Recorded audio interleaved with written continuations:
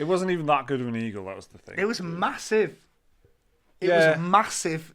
Like, me and Liam drove past a Texaco lorry on the way in. Yeah. It was bigger than that lorry, wasn't it? True. Well, how do you know that? Because of, like, the man, how big it was compared to the man. Yeah, but no. If you put a lorry next to the man, the guy's going to look small. Yeah, I know, but you know how big a lorry is because you've seen him in real life, haven't you? Yeah, I've seen quite a few, yeah. Yes, exactly, yeah. Driven and that. Yeah, but this is what I mean. The eagle is bigger because you just know, like, you know how big a house is because you've seen loads of houses. Right. Anyway, we've got a Darksiders special, so we can't talk about eagles, nothing like that, right? On with the show! Don't you dare. Right.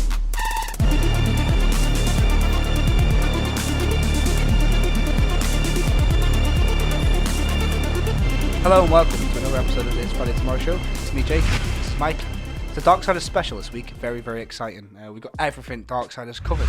I've played the whole game. Got a review of it coming up. Liam's going to recap the story of Darksiders 1 and 2 for you. Yeah, 2 whole games. But first, I've got a bit of information about the story of Darksiders 3, or actually the story to release, because it's out this week, but that almost did not happen. Think of that. Take it away, Mike. Darksiders 3 arrived on November the 27th. It's a game about carefully taking on powerful enemies in third-person combat while trying hard to remember that you're not playing Dark Souls. Published by THQ Nordic and developed by Gunfire Games, Darksiders 3 is the third game in the Darksiders series. Yeah, see how that works. However, as is now suddenly unstoppably fashionable, the story Darksiders 3 doesn't actually follow on from the games that came before it. No, the events of Darksiders 3 take place in parallel to those of previous games, which is a pretty interesting take. So this isn't a prequel or a sequel. The things that happen in this game happen at the same time as what went on in Darksiders 1 and 2. You take control of Fury, who's the rider of the Black Horse and sister horseman of the Apocalypse. She is, of course, on a quest to hunt and destroy the 7 deadly sins. That is the kind of thing that happens in Darksiders games. But this Darksiders game very nearly didn't even make it onto shelves. Back in 2012, a Darksiders 3 was planned by developer Vigil Games, but its parent company THQ went bankrupt. Vigil Games closed down along with THQ, and the Darksiders IP was eventually picked up by Nordic Games in 2013. And they said that fans shouldn't expect Darksiders 3 for at least another couple of years. Then things went quiet. That was until May of 2017, when Darksiders 3 leaked as a product listing on Amazon.com. The game was formally announced the very same day. Now, what is nice is that the new studio in charge of the series, Gunfire Games, consists largely of those same people who made Darksiders 1 and 2 with the now defunct Vigil Games. So that's Darksiders 3. It looked choppy there for a while, though. Wow, Mike, that was really interesting. Thank you. So Darksiders 3 has finally seen the light of day, despite, a lot of hope being left. A long road. Yeah. And this is kind of thematic with the whole Darksiders thing. Apocalyptic, people think it's all over and they keep adding more twists to it. Yeah. You've seen the convoluted plots of Darksiders 1. You've seen the Darksiders 2's even more convoluted plots. Maybe you've not, but luckily for you, Liam has seen, read, and absorbed everything. And now here he is, expelling it out to you in his very convenient voiceover video. Liam, go on, man. That was a bit aggressive. Expelling!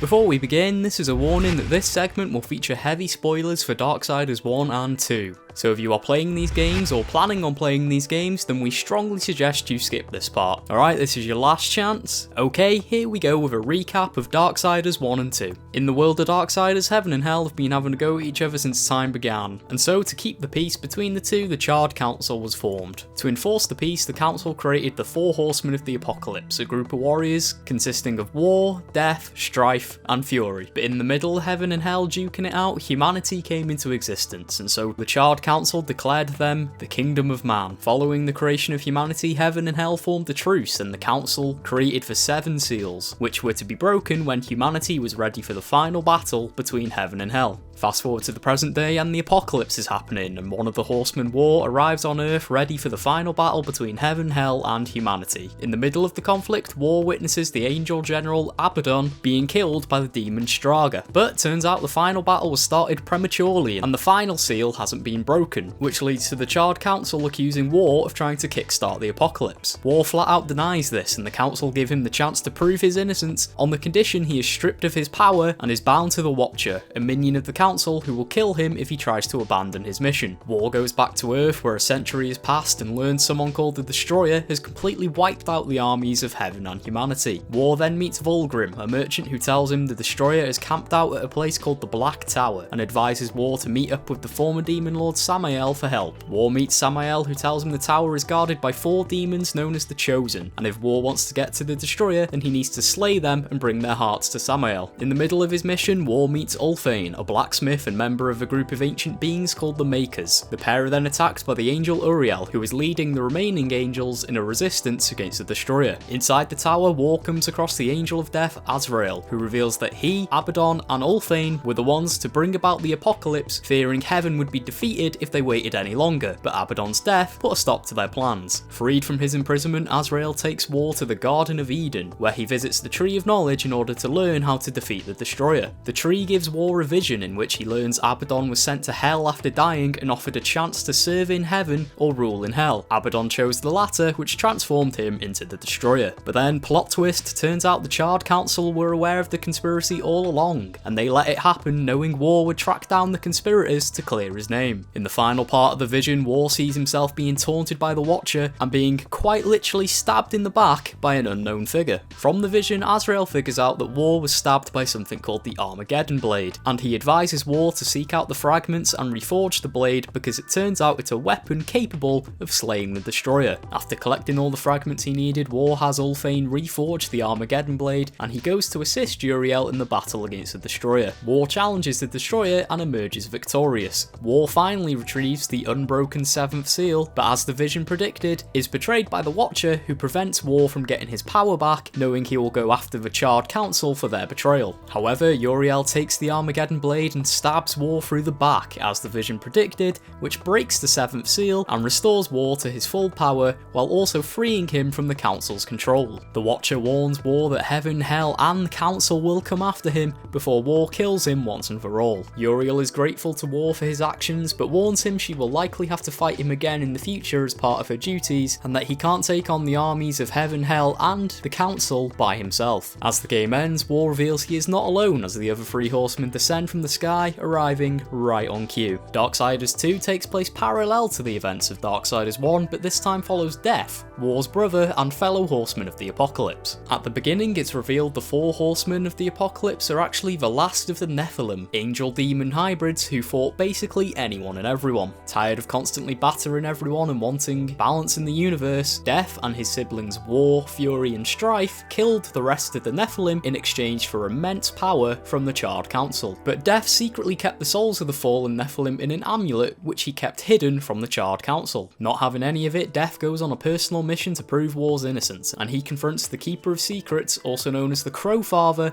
who tells Death he must find the Tree of Life in order to restore humanity. But turns out the old Crow Father was also holding onto the amulet containing the souls of the Nephilim, and after years of being tormented by the souls, he attacks Death, which results in the Crow Father being killed and the amulet shattering. Pieces of the amulet get embedded in Death's chest and he is knocked out. Death then wakes up in the Forge Lands, a world populated by the Makers, and he learns that their world and a bunch of others have been taken over by an evil force called Corruption. With the help of the Makers, Death activates a Guardian which opens up the path to the Tree of Life, but upon reaching the tree, Death is attacked and he finds out the corruption was caused by the slaying of Absalom, who was the first Nephilim. Death then finds himself in the land of the dead, where the merchant Ostagoth informs him that in order to resurrect humanity, he must find the Well of Souls and speak with the Lord of Bones. After meeting with the Lord of Bones, Death is transported to the City of the Dead, and he is told to find a soul with knowledge of the well, the Crow Father, who tells Death that in order to reach the well he must retrieve 2 keys, one from the angels and one from the demons. With this newfound knowledge, Death goes to retrieve the angel key first and finds the angels under attack from corruption. An angel known as the Archon sends Death to Earth to retrieve the Rod of Arafel, a weapon powerful enough to destroy the corruption which will clear the path to the key. However, in another twist of betrayal, turns out the Archon was possessed by corruption and he had the key the entire time. So Death does what Death does, kills him and takes the key. With one key in hand, Death travels to the demon world which he finds under attack from corruption as well. Death then finds himself in the home of Samael, but rather than Samael, he finds Lilith, Lilith, a demon queen who was responsible for creating the Nephilim, and she encourages Death to revive the Nephilim once he finds the Well of Souls. After doing a bit of time travel, Death finally finds Samael, who gives him the demon key after a quick fight, and with both keys ready to go, Death returns to the Tree of Life. Undeterred, Death heads towards the tree's core where he encounters Absalom, and after a quick bit of roughhousing, Death emerges victorious and is given an option. The Crowfather appears once more to tell Death he can either revive the Nephilim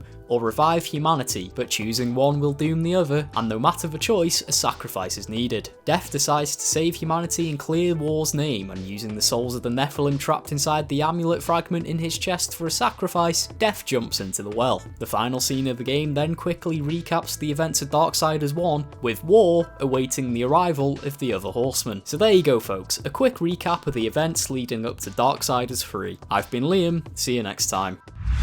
So there's a lot of lore to Darksiders 1 and 2. There's a lot of names to remember and stuff, I guess, but it's kind of one of them games where, you know, it's like a bit of an open-ended kind of experience to a certain degree, a bit Zelda-like and stuff. Yeah. So you're going to need a lot of people to bump into, and there's going to have to be a lot of like layers that overlap and stuff like that for it to be remotely interesting. But people seem to really like Darksiders 1 and 2. It's kind of like quietly held up as like a really good series for some people. I don't think it would ever enter the kind of, you know, top 40, top 50 games of like the 2000s or 2010s or whatever. I don't think it would.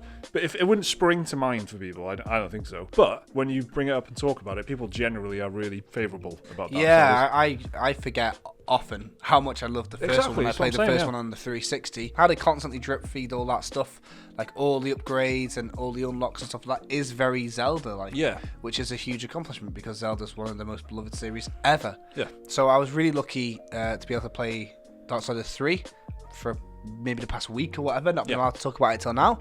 And here's what I thought of it. Darksiders 3 came out this week after a 6-year gap and follows the story of Fury, one of the 4 horsemen of the apocalypse. Liam's actually just filled you in on the complexities of Darksiders 1 and Darksiders 2 and their plots, but the storyline this time is pretty straightforward. Fury is to find, destroy and then capture the souls of the 7 deadly sins. It's a Herculean task in pretty much every sense of the word. It's like a story straight out of a Greek myth or, you know, the Bible. It's archetypal and follows a very familiar structure which isn't going to be winning any awards for its intricacy, but as you, the player, know what you're supposed to be doing, it gives you a lot more time to actually get on with it. There's a heavy focus on combat in the Darksiders series, more so than platforming or puzzling, but there is elements of all 3 in this game. The combat is especially good, and you start off with a limited arsenal at your disposal, and as the game progresses, so does the gadgetry that Fury finds herself wielding. You get a whip, a fire whip, a lightning spear, this like boomerang device called the crossblade, and that's not even it. Each weapon's got different combos and specials, and its closest comparison this year would be Sony Santa Monica's God of War, seamlessly switching from one weapon to another, extending combos. It's about as good as the game gets. It's well satisfying and not for one moment patronising. As for the rest of the gameplay loop, the puzzles are properly balanced and the platforming around the interconnected world makes a lot of logical sense when you're playing it. There are inevitable comparisons to Dark Souls to be made here. It's glaringly obvious to anyone who's played From Software's famous as fuck series that they've taken a few cues, and that's not to say it's a rip-off, it's just with so many similarities it's hard to avoid and really becomes noticeable. It does have an old school feel, and by that I mean it feels like something from last gen, and I'm pretty sure the Xbox 360 could have probably ran this if the graphics were a touch lower quality. I wrote down all of this before all the other reviews actually came out, and I can see now that the game is pretty divisive, and I'm very much in the this game is great camp. It doesn't feel like imitation, it feels like intention to strip away the open world RPG elements that bog down the second game and, you know, most games these days, to be honest. This is a game that sticks to what it's good at with its combat and puzzles, and I'm a firm believer that it's succeeding. So the final verdict, very fucking decent out of 10.